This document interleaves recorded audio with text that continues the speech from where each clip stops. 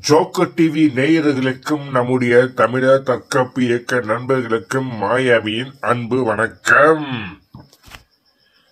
நாம இன்னைக்கு பார்க்க போற முக்கியமான பதிவு என்னன்னு கேட்டீங்கன்னா, இப்ப ஈரோடு தேர்தல் நடக்குது இல்லையா?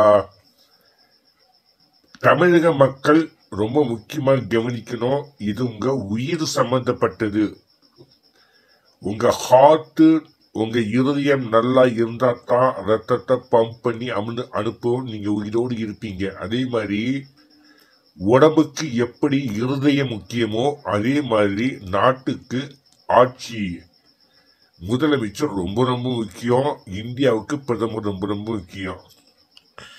பிரதமர் இவிஎம் மூலமா மோசடி பண்ணி இன்னைக்கு டெல்லியில வெற்றி பெற்றிருக்காரு. அதை அடுத்த பதிவுல போடுறேன். இந்த பதிவுல போட்டோம்னா நேரம் ஆகும்.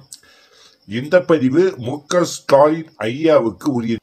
இன்னைக்கு கிராமத்துல போய் பட சில வீடியோஸ் எல்லாம் போட பாருங்க. எங்க முதலமைச்சர் ஐயாவுக்கு தான் நாங்க ஓட்டு போடுவோம், சாகிற வரைக்கும் நாங்க அவருக்கு தான் ஓட்டு போடுவோம், அவர் நல்லவரா கெட்டவரா, பொம்பளை கற்பழிச்சாரா, மோசமானவரா, கார்பரேட்டுக்கு இடத்த விட்டாரு, இங்க வீட்டை இடிச்சா ஒரு வேலை மாறும், ஆனா வீட்டை இடிக்காம இருக்கிற வரைக்கும் அவருக்கு தான் ஓட்டு போடுவாங்க. அப்படிப்பட்ட முட்டாள் மக்கள் உள்ள தமிழ்நாடு. இந்த 50 வயசுக்கு மேற்பட்டது கிழட்டு பசங்க தான் இதுக்கெல்லாம் காரணம். எப்ப விஷயத்துக்கு வர, ஈரோடு தொகுதியில மு.க. ஸ்டாலின், ஈரோடு கார்பரேட் ஸ்டாலின் மாபெரும் மோசடி வெற்றி, ஈரோடு தேர்தல் கார்பரேட் அடிமை மு.க. ஸ்டாலின் மாபெரும் வெற்றின்னு ஒரு பதிவு போட்டிருந்தேன். 2 வாரத்துக்கு முன்னாடியே போட்டேன். அதுபடி வெற்றி பெற்றுட்டாரு. இதுல என்னையா பிரமாதம்? இதத்தான் எல்லாரும் சொல்றாங்களே, இடைத்தேர்தல்ல ஆளுங்கட்சி தான் வெற்றி பெறணும்னு சொல்லியிருந்தேன். ஆனா சீமான் டெபாசிட் வாங்கணும்னு சொன்னேன் இல்லையா? நான் சொன்னதுக்கு அப்புறம் தான் உளவுத்துறை என்னுடைய வீடியோவை பார்த்து சீமான் டெபாசிட் வாங்கிடும் சொல்றதுனால, அவங்ககிட்ட அரசு அதிகாரம் கையில இருக்கிறதுனால திட்டம் போட்டு பழி வாங்கிட்டாங்க. சீமான் டெபாசிட் போயிடுச்சு. இதுக்கு மேல டங்ஷன் எடுக்கிறத அவரு தடை பண்ணி போராட்டம் நடத்தினாரு. விமான நிலையம் அமைக்க, பரந்தூர் விமான நிலையம் அமைக்க அவர் போராடினாரு. இவர் வெற்றி பெற்றா நம்மளுக்கு ஆபத்துன்னு இவிஎம் மிஷினை கையில வச்சிருக்கிற கார்பரேட்டுங்க அவரை தோக்கடிச்சுட்டாங்க. இவங்க டெக்னிக் என்னன்னு கேட்டீங்கன்னா, இப்ப டெல்லியில பிரதமர் மோடி பாஜக வெற்றி பெற்றுச்சான். இவனுக்கு என்ன பண்ண முடியும் தெரியுமா? உங்களுக்கு கோர்ட்ல கேஸ் போட்டா கூட எடுக்க முடியாதபடி தமிழ்நாடு டெல்லியில ஒரு 1000 ஓட்டு வித்தியாசத்துல தோற்கிற மாதிரி ஒரு செட்டிங்க பண்ணுவானுங்க இவிஎம் மூலமா. அப்ப கோர்ட்டுக்கு சந்தேகம், அவனுங்களே இவனுங்க ஜனாதிபதியே அவங்களுக்கு அடிமை, ஜனாதிபதி உத்தரவு போட்டா தான் கோர்ட்டே செயல்படும், கோர்ட்டு நீதிபதிகள்லாம் ஜனாதிபதிக்கு அடிமை, ஜனாதிபதி மத்திய அரசுக்கு அடிமை. பெரிய court, supreme court, sessions court, high court பீத்திக்கிட்டு கிடக்குறீங்க. அது சாதாரண மக்களுக்கு தான். ராமசாமி குப்புசாமிக்கு தான். மு.க. ஸ்டாலினுக்கோ சீமானுக்கோ இந்த கோர்ட்டு ஃபேவர் பண்ணாது. எவன் அரசுல பவர்ல இருக்க அவனுக்கு தான் இந்த supreme court, sessions court, high court, வெங்காய கோர்ட்லாம் பண்ணோம். நான் ஏற்கனவே சொல்லிட்டேன், திருப்பி கோர்ட்டு கிட்டு சொல்லிக்கிட்டு ஊரை ஏமாத்திக்கிட்டு இருக்கிறீங்க. மோடி எப்ப ஆட்சிக்கு வந்தானோ அப்பவே எல்லாத்தையும் மாற்றியாச்சு. இந்தியாவில் உள்ள இன்கம் டேக்ஸ் ஆபீசர்ஸ், அதாவது ஹெட்டை தான் மாற்ற முடியும், சின்ன சின்ன ஆபீசர் மாற்ற மாட்டேங்க, சந்தேகம் வரும். ஹெட், அது உள்ள தலைமை ஆபீசர் யாரு? இன்கம் டேக்ஸ் மாற்றியாச்சு. ராணுவம், முப்படைகளுக்கும் ஒருத்தன் நியமிச்சாங்க, அவன் சரிபட்டு வரல, அவனை கொண்டுட்டானுங்க விபத்துல. அதுக்கப்புறம் இவங்க ஒரு ஆளை நியமிச்சு சொல்றபடி ஜாண்டாடிக்கக்கூடிய இதை நியமிச்சுட்டானுங்க. சரியா? நீதிபதிகள், சுப்ரீம் கோர்ட்டு அவங்க ஒரு 5 நீதிபதிகள் நியமிச்சு மற்றதை விட்டுருவாங்க. சாதாரண கேஸ் அங்க மற்ற சுப்ரீம் கோர்ட்டு நீதிபதிகளை தள்ளி விட்டுருவாங்க.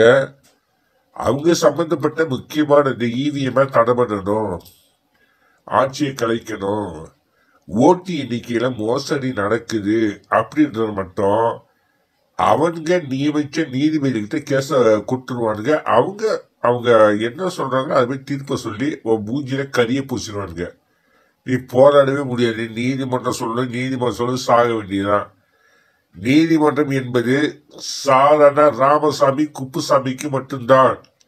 ராமசாமிக்கு மு.க. ஸ்டாலின் இல்ல. மு.க. ஸ்டாலின் அமைச்சரில் உள்ள அமைச்சர்களுக்கு, மு.க. ஸ்டாலின் அமைச்சரில் உள்ள எம்எல்ஏ, எம்பி, கவுன்சிலருக்கு இடையில ராமசாமிக்கு பிரச்சனை வந்தா இந்த நீதிமன்றம் அந்த திமுக அமைச்சரில் உள்ள கவுன்சிலர் ராமசாமிக்கு தான் தீர்ப்பை சொல்லும். முதல்ல புரிஞ்சுக்கோ முட்டாளுகளா. நீதிமன்றம் என்பது உங்களுக்குள்ள சாதாரணமா ராமசாமி குப்புசாமி உன் பக்கத்து வீட்டுக்காரருக்கு நடக்கிற சண்டையில தான் நியாயமான தீர்ப்பு கிடைக்கும். நீ ஒரு அரசியல்வாதி கிட்டயோ ஒரு கவுன்சிலர் கிட்டயோ உன் பொண்ண ஒரு கவுன்சிலர் பையன் கெடுத்தான்னு வச்சுக்கோ, கோர்ட்ல கேஸ் போட்டுன்னு வச்சுக்கோ, அந்த நீதிமன்றம் உன் கவுன்சிலர் இருக்கிறா இல்லையா அவன் பிள்ளைக்கு சாதகமா தீர்ப்பு சொல்லும். உன் பொண்ணு கற்பழிக்கப்பட்ட உனக்கு சாதகமா தீர்ப்பு சொல்லாது. போதுமா? இதை வரைக்கும் சொல்ல முடியாது. சோ இந்தியா இவிஎம்க்கு அடிமையாய் போச்சு. கார்பரேட் இந்தியா இது. இங்க எவனும் கார்பரேட்டை மீறி சீமானம் 2026 தேர்தல் அதுல சீமான் வெற்றி பெற மாட்டாரு. இவிஎம் பத்தி பேசு.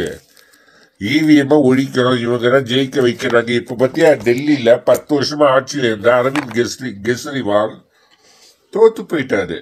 இவிஎம் நீ பண்ற இவிஎம்ல தோத்து போன மக்கள் என்ன பண்ணி பிடிக்கிடுவோன்னு பாத்துக்கோ. நம்ம கிட்ட ராணுவத்துக்கு அடிச்சு நொறுக்கிடுவோன்னு அப்படின்னு சொல்றதுனால துணிஞ்சு தேர்தல் ஆணையம் இவிஎம் மூலமா மோசடியா தீர்ப்பை சொல்லி மாற்றி அமைத்து மோடி தான் ஜெயிச்சாரு, கெஜ்ரிவால் தோத்துட்டாருன்னு சொல்லிருச்சு.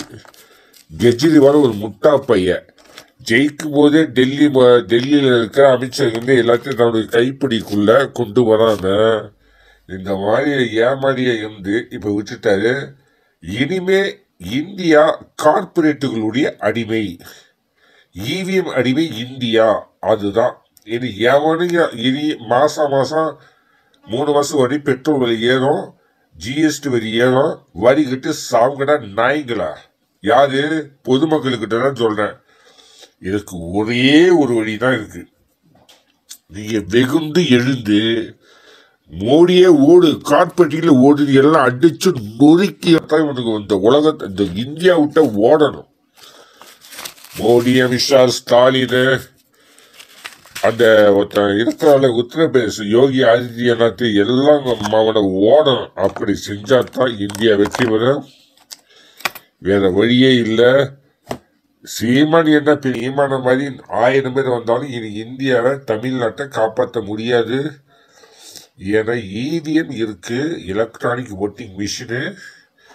காவல்துறை அதிகாரிகள், மந்திரிகள், எம்எல்ஏ, எம்பி எல்லாத்தையும் பணத்தை கொடுத்து வளைச்சு போட்டுட்டாருங்க. நீ ஒண்ணுமே பண்ண முடியாது.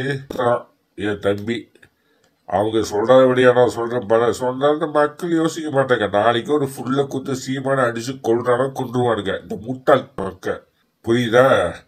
அதனால சீமான் உனக்கு ஒரே ஒரு எச்சரிக்கை, அடுத்த பெரிய எச்சரிக்கை போட போறேன் சொல்லிடுறேன்.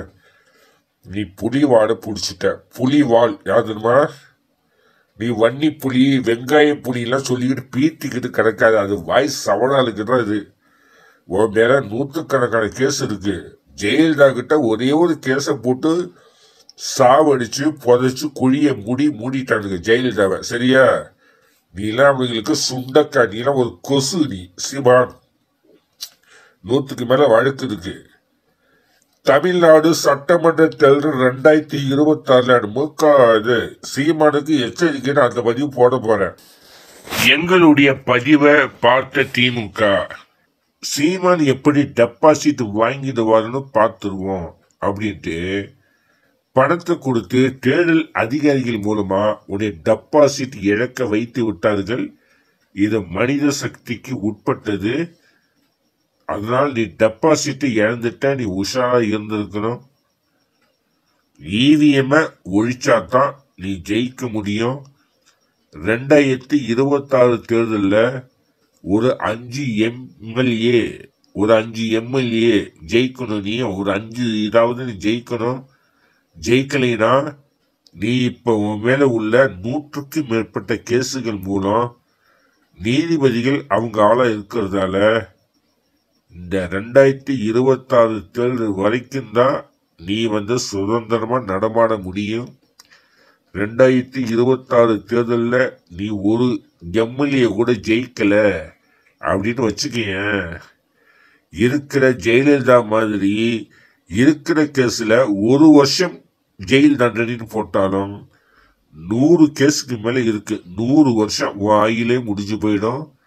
ஜாக்கிரதையா எச்சரிக்கையா இருந்துக்கோ, அவ்வளவுதான் நான் சொல்லுவேன். என்ன சீமானுக்கு நாங்க சப்போர்ட் பண்றோம்னா, மக்களுக்கு ஆதரவா செயல்படுறாரு. ஒரு அரிட்டாப்பட்டியில் டங்ஷன் எடுக்கணும்னா பொதுமக்கள் தொல்லை பண்ணி கார்பரேட்கிட்ட காசை வாங்கிட்டு கொள்ளையடிக்கும் போது இவர் ஒரு ஹீரோ மாதிரி நிக்கிறதுனால சரி இவர் ஆட்சிக்கு வந்தா நல்லது பண்ணுவாருங்க ஆதரவு கொடுக்குறோம், அவ்வளவுதான். மற்றபடி சீமா கிட்ட காசு வாங்குறதோ, ஏயா சீமா கிட்ட காசு வாங்குறத விட நாங்க ஸ்டாலின் மோடி கிட்ட காசு வாங்கிட்டு போயிடுவோமே, ஜால்ரா அடிச்சு போயிடுவோமே. இன்னைக்கு யூடியூப்ல எவ்வளவு சேனல் ஜால்ரா அடிக்குது, முக ஸ்டாலினுக்கும் மோடிக்கும் ஜால்ரா அடிச்சுட்டு போயிடுவோமே. ஏன் ஜால்ரா அடிக்கல? கால் வீடு கஞ்சி குடிச்சாலும் நாங்க மானத்தோட தான் கஞ்சி குடிப்போம், உண்மையை தான் சொல்லுவோம், எவனுக்கு விலை போக மாட்டோம், யாரும் விலை பேச வராதிகள் என்று கூறி இந்த ஈரோடு இடைத்தேர்தலில் சீமா தான் வெற்றி பெற்றார். ஒரு பைசா கூட கொடுக்காம நியாயமான முறையில அவர் ஜெயிச்சது. இன்னைக்கு 24,000 வாக்குகள் வாங்கியிருக்கிறாரு. ஆனா ஸ்டாலின் எவ்வளவு வாக்குகள் வாங்கினாலும் ஓட்டுக்கு பணத்தை கொடுத்து கள்ள ஓட்டு போட்டு இன்னைக்கு திருட்டுத்தனமா மோசடி பண்ணி வாங்கியிருக்கிறாரு. அதைத்தான் இங்க 2 வாரத்துக்கு முன்னாடியே திமுக மோசடி வெட்டின்னு போட்டிருக்கிறோம். சோ கள்ள ஓட்டு செல்லுமா, நல்ல ஓட்டு செல்லுமா, கள்ள நோட்டு செல்லுமா, நல்ல நோட்டு செல்லுமா, மக்கள் தான் முடிவு பண்றதா. இந்த தேர்தலை பொறுத்த வரைக்கும் 10 லட்சம் ஓட்டு திமுக வாங்கினாலும் அது காசு விட்டு வாங்கிய ஓட்டுக்கள். 23,000 ஓட்டுகள் வாங்கினாலும் அது நேர்மையான முறையில் நல்ல நோட்டுகள் நல்ல ஓட்டுகள் வாங்கியது. ஆகவே சீமானே மாபெரும் வெற்றி பெற்ற என்று நாங்கள் தீர்ப்பு கூறுகிறோம். நாங்க மட்டும் மத்திய அரசாங்கம் தான் நிறைய விசாரணை கமிஷன் அமைச்சு முக ஸ்டாலினையும் சீமானை நிக்க வச்சு விசாரிச்சு டங்கு வர ஆகி வர அக்கு வர ஆக்கி முக ஸ்டாலின் ஓட்டுகள் செல்லாதுன்னு அறிவிச்சு சீமானே அவருடைய வேட்பாளர் சீதா லட்சுமி இந்த அம்மாவே வெற்றி பெற்றாலும் நாங்கள் நியமிச்சிருப்போம். ஒரே ஒரு உதாரணத்தோடு பதிவை முடிக்கிறேன். ஒரு கிளாஸ்ல உங்க பையன் படிக்கிறான், முக ஸ்டாலின் பையனும் படிக்கிறான். முக ஸ்டாலின் பையன்றனால அவன் மக்கு ஒண்ணுமே தெரியாது, 100க்கு 1 மார்க் வாங்குறான். அவனுக்கு முக ஸ்டாலின் பையன்றனால 100க்கு 99 மார்க் போடுறாங்க. நல்லா படிச்ச நாம் தமிழர் சீமானின் பையன் 100க்கு 99 மார்க் எடுக்கிறான். அவன் பதில அடிச்சு அவன் கையெழுத்து மாதிரியே போட்டு ஒரு பேப்பரை ரெடி பண்ணி 35 மார்க்னா எடுத்தேன்னு போட்டு கொடுத்தா இது எவ்வளவு பெரிய கொடுமையோ. அதான் இப்ப நடந்திருக்கு. இந்த தேர்தல் நியாயமான முறையில் நடக்கல. யூடியூப்ல போய் பாருங்க. ஈரோடு இடைத்தேர்தல் கிழக்கு தொகுதியில் எவ்வளவு மக்களுக்கு லஞ்சம் கொடுத்தாங்கன்றத அந்த வயசான கிழவிங்க எல்லாருமே சொல்லியிருக்கிறாங்க. இப்படி வாங்கப்பட்ட ஓட்டுகள் தான் இது. ஆனா 1 பைசா கூட வாங்காம உண்மையான வாக்குகள் தான் இந்த 23,000 வாக்குகள். இது 23 லட்சம் வாக்குகளுக்கு சமம் என்று கூறி ஈரோடு கிழக்கு தொகுதியில் மனசாட்சிப்படி உண்மையாக நேர்மையாக வெற்றி பெற்றது நாம் தமிழர் கட்சியே. திமுக ஃப்ராடு பண்ணி வெற்றி பெற்றதால் அது தோல்வியே என்று கூறி ஈரோடு கிழக்கு தொகுதியில் நாம் தமிழர் கட்சியே வெற்றி பெற்றது என்று கூறி இந்த பதிவை முடிக்கிறேன்.